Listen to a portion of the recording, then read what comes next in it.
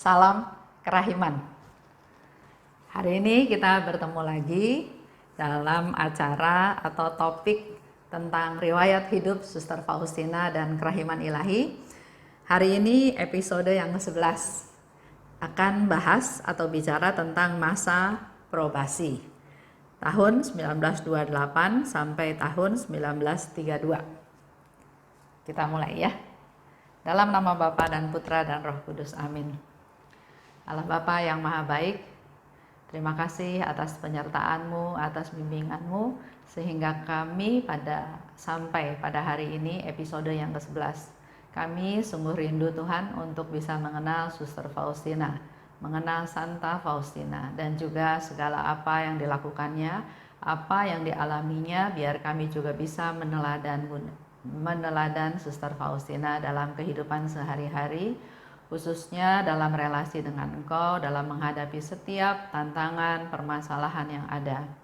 Berkati kami semua Tuhan, anak-anak-Mu yang tergabung dalam acara ini. Urapi kami agar kami punya pikiran yang jauh lebih terbuka lagi akan kehidupan-kehidupan yang ada. Terima kasih Bapa. Dalam nama Yesus kami berdoa dan bersyukur. Amin. Dalam nama Bapa dan Putra dan Roh Kudus. Amin. Ya, hari ini sudah sampai ke episode yang ke-11 ya. Bicara tentang masa probasi. Itu terjadi tahun 1928 sampai 1932. Dikatakan di situ pada tanggal 31 Oktober 1928, Suster Faustina tiba di Warsawa. Di biara yang sama, pertama kali dia apply atau masuk mau menjadi suster di biara tersebut. Dan sekarang dia mendapat tugas kerja di dapur. Kesehatannya makin lama makin menurun. Walaupun sudah dirawat dengan baik oleh suster-suster yang lain, oleh muder juga diperhatikan, dikasih obat, tapi tetap sakitnya bukan membaik, tapi kondisi kesehatannya makin menurun. Jadi dia dikirim ke rumah sakit. Di rumah sakit dia merasakan sesuatu yang tidak nyaman ya. Ini sharing Suster Faustina. Jadi di kamar itu ada dua suster. Ada satu Suster Faustina, ada lagi satu suster yang lain. Nah, yang terjadi suster yang lain itu ada yang jenguk, ada yang tengok. Dia di daerahnya dia itu punya lampu dan ada radio. Sedangkan di Suster Faustina pertama nggak ada yang tengok dia. Nggak ada lampu, nggak ada radio. Jadi dia seperti mengeluh pada Tuhan. Tuhan, gimana saya mau meditasi? Saya nggak bisa baca karena saya nggak punya lampu. Tuhan, Yesus katakan, Tuhan akan datang setiap petang untuk memberi pokok-pokok renungan untuk hari berikutnya berkaitan dengan sengsara Yesus yang pedih. Jadi kalau kita meditasi kan kita biasanya baca satu renungan atau baca ayat atau baca apa ya yang mau kita meditasikan. Nah, karena di kamar itu atau di daerah keranjangnya Suster Faustina nggak ada lampu, dia nggak bisa baca. Nggak bisa baca, otomatis nggak punya bahan untuk meditasi. Tapi Yesus berkata kepada Suster Faustina, aku akan datang setiap petang dan memberikan renungan untuk kamu bisa bermeditasi. Khususnya renungan yang berkaitan dengan sengsara Yesus yang pedih. Renungkanlah penderitaan-penderitaanku di hadapan Pilatus. Itu yang Yesus katakan. Kalau kita ingat jalan salib, sebelum Yesus dijatuhi hukuman mati, dia juga ada di hadapan Pilatus. Dan Yesus minta, renungkanlah penderitaan-penderitaanku di hadapan Pilatus. Nah, karena ada tawaran, ada kedatangan Tuhan Yesus setiap petang memberikan pokok renungan, Suster Faustina merasa sukacita.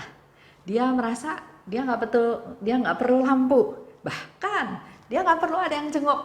Dia bilang cukup Yesus aja. Karena malah kalau ada yang jenguk kan ganggu relasinya Suster Faustina dan Yesus ya. Jadi dia berharap, dia bersukacita, dia bersyukur tidak ada lampu, bahkan dia nggak berharap ada yang menjenguk dia. Kalau kita belajar satu hal dari peristiwa ini, Tetap ya, Yesus memperhatikan setiap doa, permohonan, keluhan dalam tanda kutip yang diungkapkan kepada Tuhan Yesus. Dan dia selalu memberikan solusi, memberikan jalan keluar. Bahkan Yesus bilang, aku yang akan datang setiap petang memberikan pokok-pokok renungan. Nah, lanjut ya. Para superior peduli pada yang sakit. Tapi di situ Suster Faustina bikin satu kesimpulan, menyimpulkan walaupun para superior peduli kepada yang sakit, tapi Tuhan mengatur agar aku merasa ditinggalkan. Kita bisa refleksi ke diri kita juga masing-masing ya. Ada saat-saat kita merasa dicuekin, disalah artikan, nggak dianggap. Biasanya kan kita punya reaksi marah, kecewa ya, tapi di sini Suster Faustina mengambil satu kesimpulan bahwa memang Tuhan yang mengatur sedemikian rupa sehingga dia merasa ditinggalkan. Jadi apapun yang dialami bersyukur. Karena Tuhan bisa pakai apa aja, sarana apa aja, situasi apa aja untuk yang Tuhan mau, Tuhan rencanakan ya. Di situ Mother Mikael bilang pada Suster Faustina, Suster, di sepanjang jalanmu penderitaan-penderitaan bermunculan dari tanah. Aku menyaksikan suster seperti orang yang tersalib, tapi aku melihat bahwa Yesus campur tangan dalam hal ini.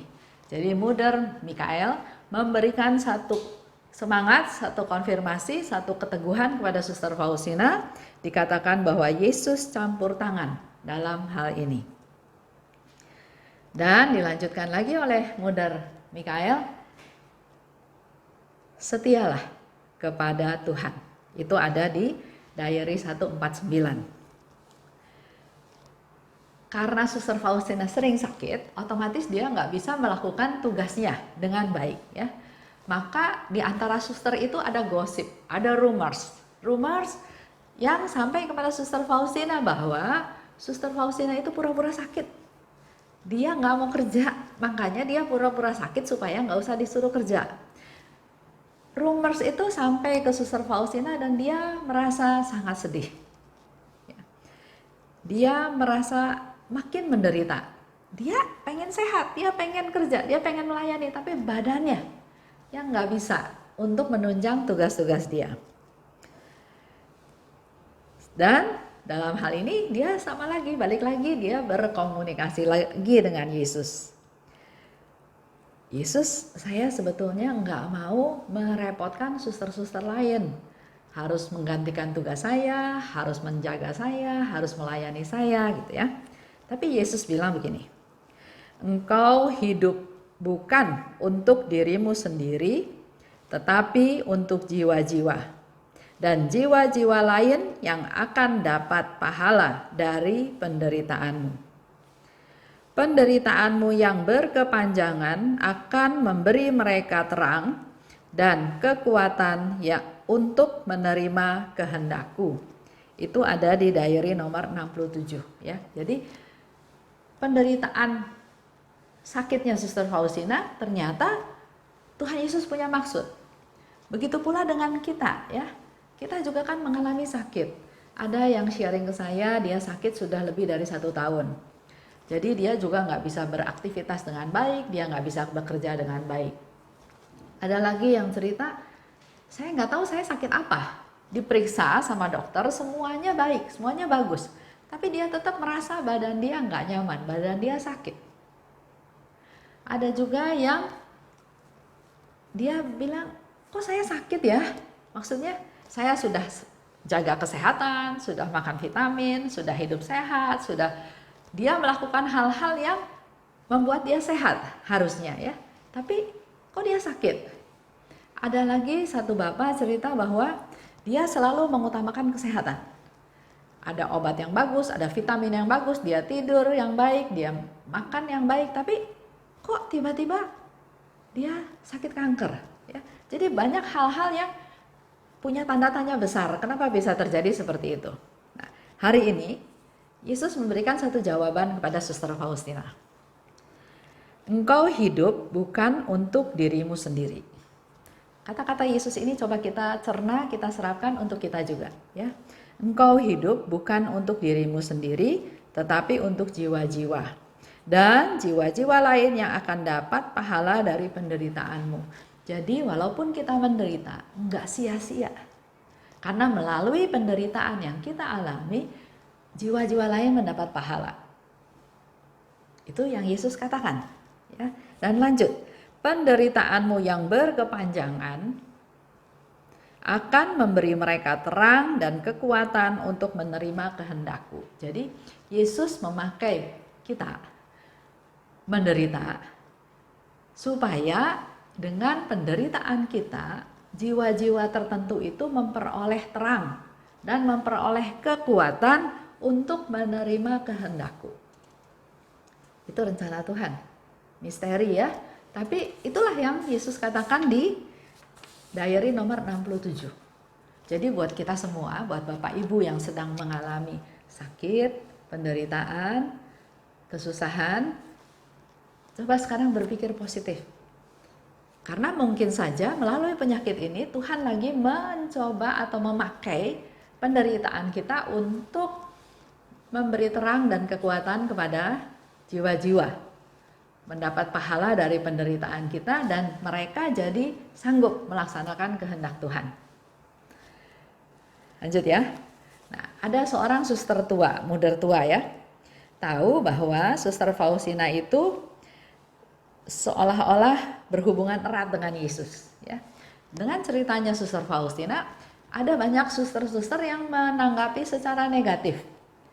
Suster tua ini malah dia katakan begini, kamu nih berhalusinasi, mimpi, berhayal, karena nggak mungkin Tuhan yang begitu suci berhubungan dengan kamu yang berdosa.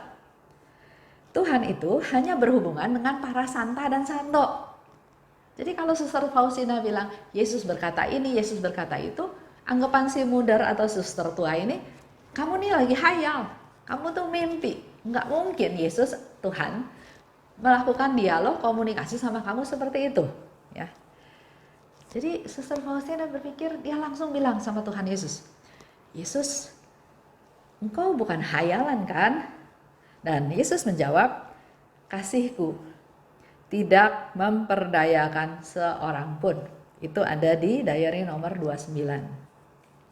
Jadi apa yang menjadi kekhawatiran, kecemasan, pertanyaan, Faustina langsung bertanya kepada Yesus. Karena mereka punya relasi yang dekat sebagai sahabat, sebagai teman ya. Nah, lanjut. Apa yang dialami oleh Suster Faustina, dia perlu teman cerita. Karena banyak juga hal-hal yang dia alami dia nggak ngerti. Sehingga dia berkatalah pada Mudar Mikael. Ternyata Mudar Mikael mengerti, ya, memahami jiwaku katanya. Memahami jalan yang dikehendaki Allah bagiku. Bisa mengerti ya, bisa nerima. Dan dari pembicaraan tersebut, Mudar Mikael memberikan nasihat pada Suster Faustina, dan nasihat itu oleh Suster Faustina dilaksanakan, dan dia merasa dia punya kemajuan yang pesat dalam iman, ya, punya kemajuan yang pesat menuju kesempurnaan, ya.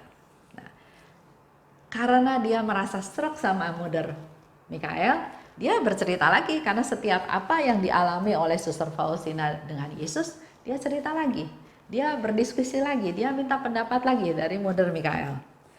Tapi lama-lama Mudar Mikael bilang, mustahil kamu dapat rahmat-rahmat tersebut. Dia bilang enggak mungkin Allah bersatu dengan ciptaannya. Ya. Mudar Mikael bilang begitu. Jadi si Mudar bilang, saya cemas nih, kamu jangan-jangan berhayal.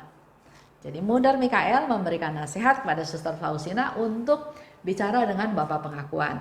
Oke, Suster Faustina bicaralah dengan Bapak Pengakuan. Pada waktu dia cerita dengan Bapak Pengakuan bilang, coba kamu diskusikan dengan Mudar Superior. Jadi buat dia membingungkan, suruh tanya ke A malah bilang suruh tanya ke B. Tanya ke B, si B bilang suruh tanya ke A. Ya. Jadi di sini dikatakan rahmat ilahi ini suatu penderitaan yang berat buat aku. Karena dia nggak bisa bercerita, nggak bisa minta advice, nggak bisa minta pendapat dari orang-orang di sekitar. Dalam waktu yang cukup lama ya, orang sekitar menganggap Suster Faustina itu dikuasai oleh roh jahat. Suster Faustina dipandang oleh orang sebagai orang yang aduh ini orang kasihan amat gitu ya, berhayal, bermimpi ya. Jadi yang dilakukan oleh Suster Faustina, dia berusaha menghindari rahmat-rahmat itu. Dia udah berusaha nggak mau tahu, nggak mau dengar ya. Tapi terus tiba-tiba dia tenggelam dalam permenungan, tenggelam dalam Allah, dan Tuhan membuat Suster Faustina bergantung padanya. Kalau kita ingat cerita-cerita yang lalu, dia juga pernah sebelum jadi suster ya, ada panggilan untuk masuk jadi biara. Tapi orang sekeliling nggak dukung dia, bahkan orang tuanya melarang dia untuk masuk biara. Maka dia harus tetap kerja karena dia harus cari uang untuk membayar utang orang tuanya, dan memang keluarganya masih butuh pendapatan dari Suster Faustina. Nah sekarang dia juga alami, dia dapat rahmat ilahi, dia nggak ngerti, dia waktu itu belum ada Bapak Pengakuan ya, belum ada support school. Dia tanya Mother Mikael, jawabannya suruh tanya Bapak Pengakuan. Tanya Bapak Pengakuan, bilangnya tanya Mother Mikael. Karena penderitaannya berat, jadi akhirnya dia nggak mau dengar ya. Tapi tiba-tiba aku tenggelam dalam permenungan, tenggelam dalam Allah, dan Tuhan membuat Suster Faustina bergantung padanya. Itu ada di 1, 2, 3. Kembali lagi, Tuhan nggak pernah ninggalin kita sendirian.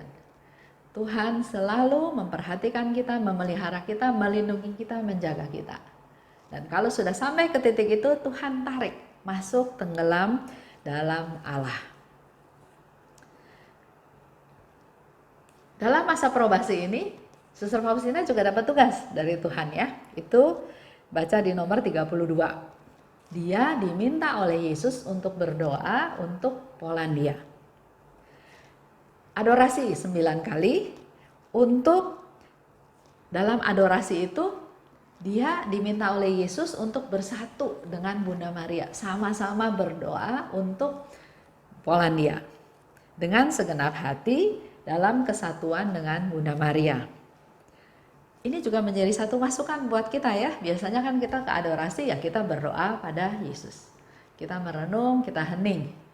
Tapi melalui nomor 32 ternyata Yesus bisa minta Suster Faustina supaya berdoa bersama-sama Bunda Maria, menyatukan diri dalam satu kesatuan dengan Bunda Maria. Dan dikatakan di sana dalam adorasi tersebut kalau bisa lakukan jalan salib. Jadi Yesus kalau minta, kalau kita peka, kita dengar, Yesus itu minta dengan sangat jelas dan detail. Adorasi 9 kali, bersatu dengan Bunda Maria, dan lakukan jalan salib. Novena untuk wujud tanah air itu bisa dibaca di nomor 33. Tadinya dia mau jatuhin, Yesus mau menjatuhkan hukuman pada satu kota ya. Tapi setelah melakukan misa kudus berturut-turut dalam 7 hari, kita bisa tahu hasilnya. Bapak Ibu bisa lihat dari nomor 39. Lanjut ya. Dia mendapat penugasan baru. Kita juga sekarang perlu berdoa buat negara kita, buat dunia bahkan ya. Banyak negara sudah masuk ke dalam masa resesi karena keadaan COVID-19 yang belum selesai. Ayo kita berdoa buat negara kita, berdoa buat bangsa kita supaya kita bisa keluar dari resesi ini, dari keterpurukan ini. Selanjutnya di dalam masa probasi itu Suster Faustina juga dapat tugas baru ya. Nah, kalau ini Bapak Ibu bisa bayangkan tugas dia pindah. Contoh, bulan Februari tahun 1929 dia ditugaskan ke Vilnius. untuk mengganti seorang suster namanya Suster Petronella yang harus ke Warsawa. Jadi suster itu punya tugas ya, mungkin dirotasi ya kalau zaman sekarang. Jadi Suster Petronella harus balik ke Warsawa, maka Suster Faustina dari Warsawa dikirim ke Vilnius. Sama, tugasnya dia kerja di dapur. Itu Februari. Bulan April, Suster Faustina harus balik lagi ke Warsawa. Bulan Juni, dia ditugaskan kerja lagi di dapur, kira-kira di satu daerah yang dekat Warsawa namanya Grochow. Ya. Itu bulan Juni. Bulan Juli, dia dikirim lagi ke satu daerah namanya Kiev, dekat Poznan, untuk mengganti Suster Modesta yang sedang sakit. Bulan Oktober, dia disuruh lagi ke Grochow, kerja di kebun sekarang. Jadi dia kerja di dapur, kerja jadi jaga pintu, kerja di kebun. Dia itu nggak bisa kerja di kebun, nggak punya pengalaman kerja di kebun ya. Tapi karena ditugaskan ya sudah, dia terima. Dia rawat tanaman itu dengan sangat baik. Malah suster-suster lain heran, kok dirawat sama Suster Faustina jadi bunganya bagus, buahnya besar-besar ya. Karena dia dalam merawat kebun tersebut, dia berdoa mohon rahmat Tuhan untuk tanaman-tanaman tersebut supaya hasilnya baik. Kalau nanti Bapak Ibu pergi ke Krakow ya, ke Lagwiniki, di sana juga ada ladang atau taman atau kebun yang cukup luas. Di sana suster-suster bekerja setiap hari untuk merawat kebun tersebut. Nah, kalau kita lihat ya, Februari, April, Juni, Juli, Oktober, pindah-pindah ke 5 tempat. Itu bukan tempat yang berdekatan, tempat yang cukup jauh. Pindah-pindah terus. Beberapa suster bilang bahwa Suster Faustina tuh pindah-pindah terus karena memang dia disukai, katanya gitu ya. Tapi buat Suster Faustina itu sangat membebani dia karena dia tetap dalam kondisi sakit. Bukan orang yang sehat. Ya, dia kondisi kesehatannya makin lama makin turun, nggak makin sehat. Tapi dia ditugaskan ke mana aja dia jalanin, dia nggak komplain, dia nggak menolak. Dan sharing dari Mother Michael ya, bahwa ternyata dari sekian banyak suster, hanya Suster Faustina satu-satunya yang nggak pernah menolak ditugaskan kemana aja. Selama 13 tahun ya, dia di biara. Dan menurut Mother Michael, nggak pernah Suster Faustina itu menolak. Kalau ditugasin ke sana, tugasin ke sini, baru pergi 1 bulan, balik lagi, pergi lagi ya, dia nggak pernah menolak. Padahal dia dalam kondisi sakit. Itu menjadi satu masukan juga buat kita ya. Kalau kita punya tugas, kita lakukan itu untuk menyenangkan Tuhan. Kalau memang harus dilakukan, kita menjadi orang yang bertanggung jawab dan memenuhi tugas kita, lakukan. Jangan komplain, jangan pilih-pilih. Lanjut ya. Nah, dia kembali lagi ke Warsawa akhirnya. Dan Suster Faustina dalam kondisi sakit, dia menderita. Tapi dia bilang sama Yesus, biar hanya Yesus aja yang tahu penderitaan saya. Jadi dia berusaha enggak mewartakan atau menyebarluaskan atau menunjukkan bahwa dia sakit, enggak. Dia bilang biar Yesus saja yang tahu. Sebaliknya dengan kita bagaimana? Kita berpromosi kampanye bahwa kita sakit atau kita diam? Kita tetap melakukan aktivitas sebisa mungkin tanpa orang tahu bahwa kita sedang sakit. Di Warsawa ada sekitar 200 orang yang harus dilayani makannya ya, yang jadi di Warsawa kan ada pendidikan para gadis wanita itu ya yang direhab. Dikatakan di sini ada 200 orang dan itu mereka harus dilayani makannya, kehidupannya sehari-hari ya. Dan Suster Faustina lah salah satunya yang harus bertugas untuk tugas tersebut. Tapi di situ dikatakan lagi, dia punya niat yang baik, ingin menolong para wanita tersebut ya.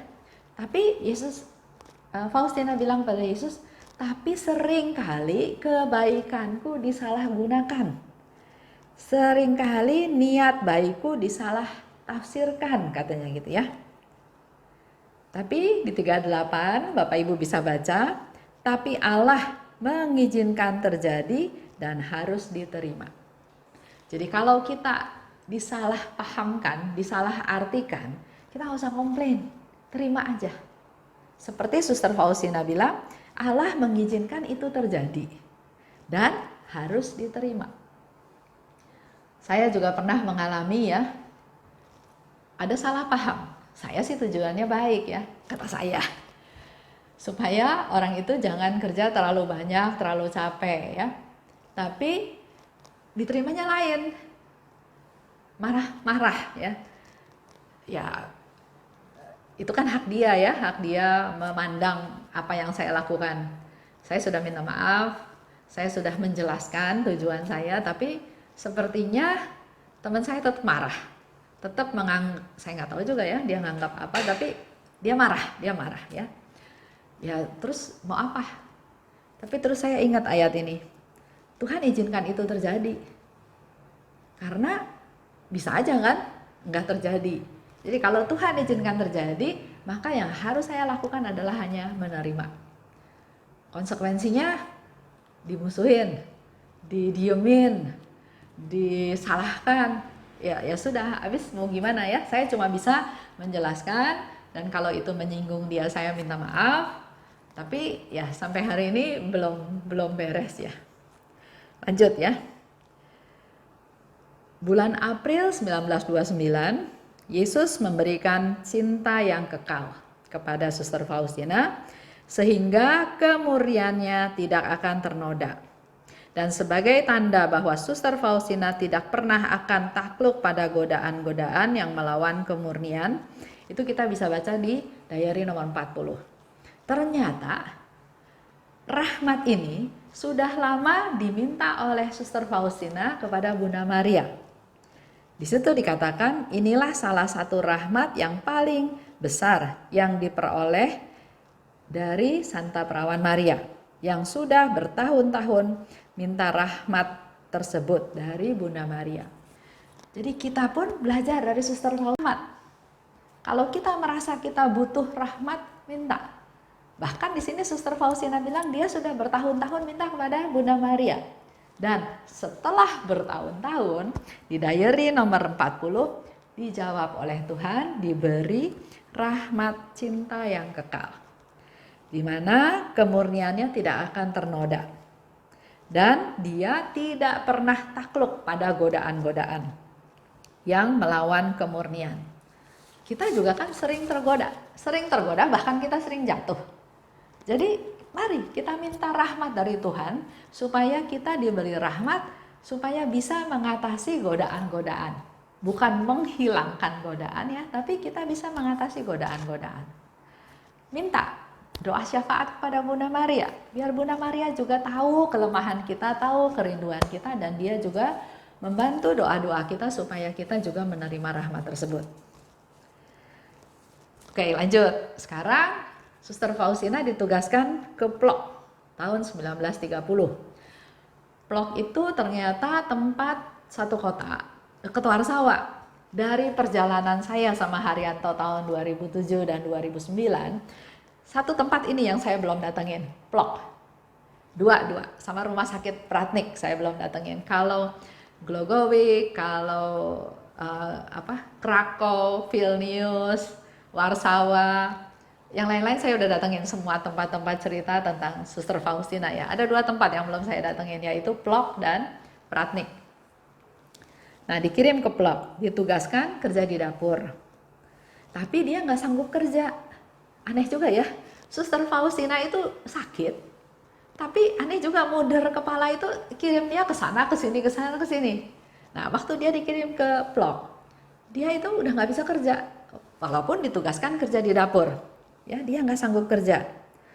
Akhirnya dia dikirim ke Biala. Biala itu kurang lebih 10 km dari Plok untuk istirahat.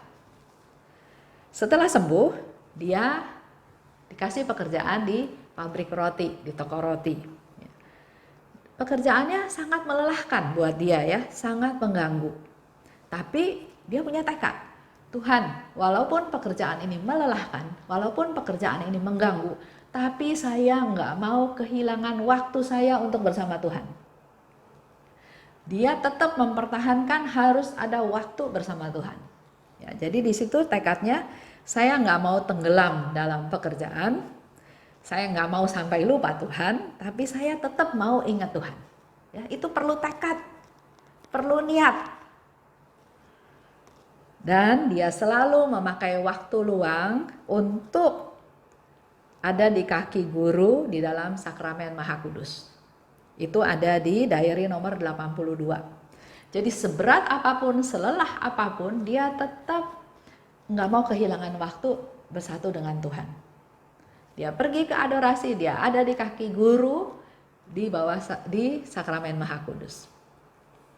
Nah, plok, kita tahu kalau plok itu adalah bicara tentang pertama sekali Suster Faustina melihat gambaran kerahiman ilahi, Tuhan yang Maha Rahim, ya, di plok.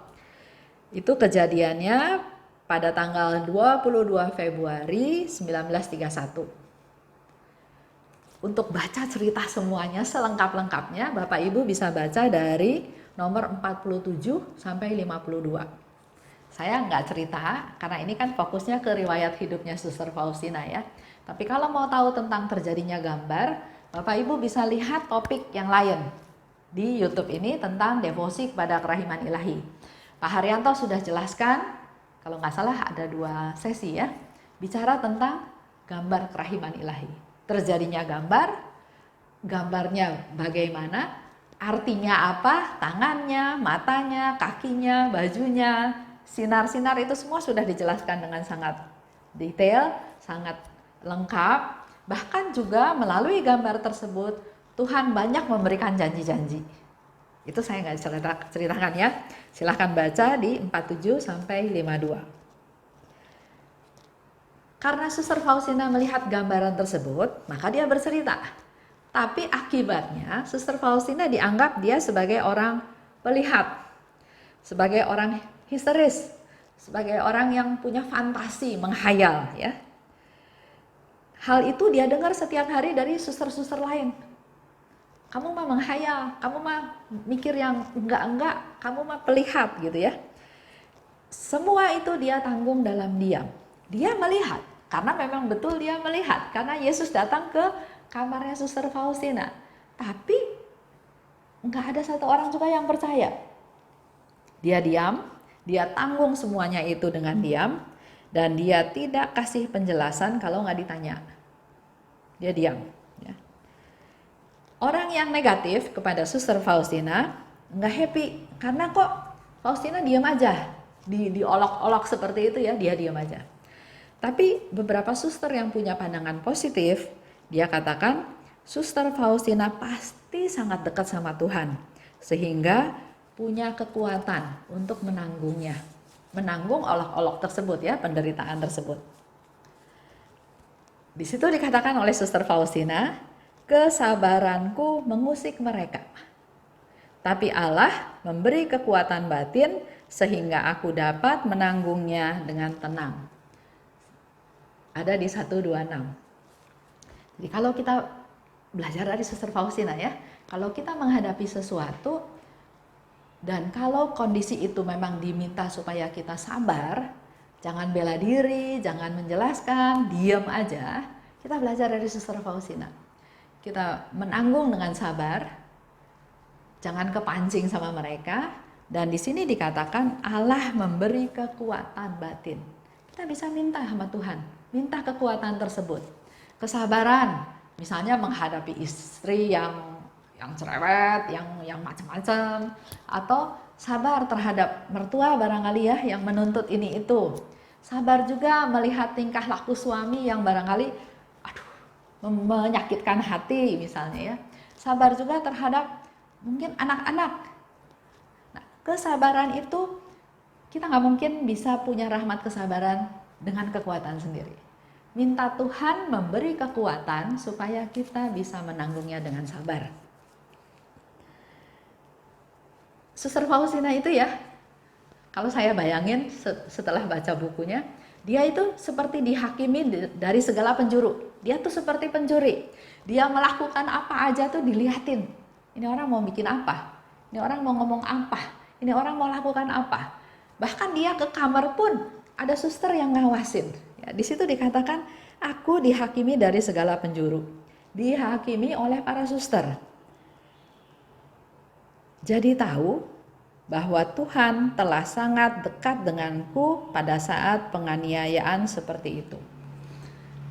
Karena mengalami penderitaan, mengalami tekanan dari suster-suster lain, tapi positifnya di 128 Suster Faustina bilang dia malah jadi tahu bahwa Tuhan itu sangat dekat sama dia, jaga dia, pelihara dia, sehingga dia tetap bisa kuat menghadapi penganiayaan tersebut.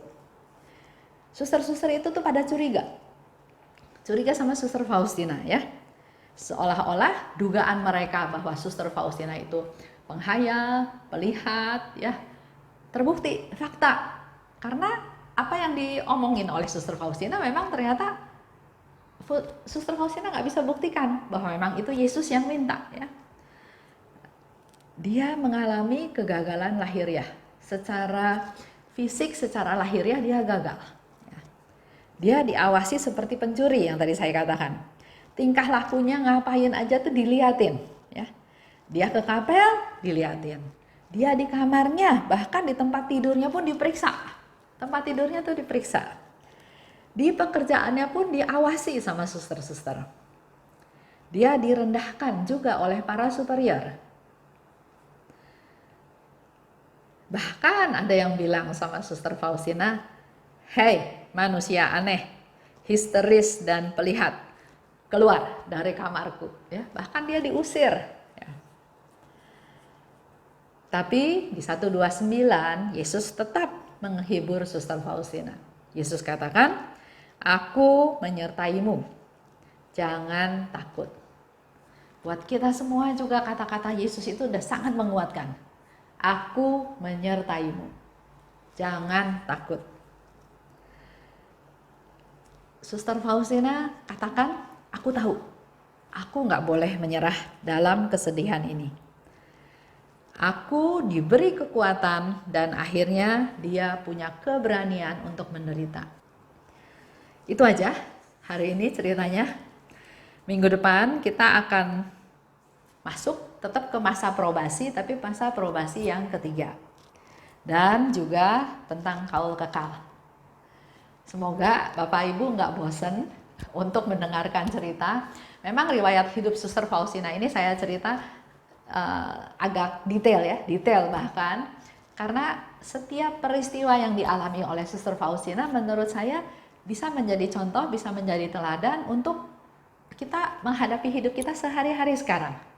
Dalam hidup kita sehari-hari kita bisa belajar dari Suster Faustina apa yang dilakukan, apa yang diderita, apa yang dialami, itu semua boleh menjadi satu pengalaman buat kita, sharing buat kita bahwa Tuhan sangat sayang pada Suster Faustina.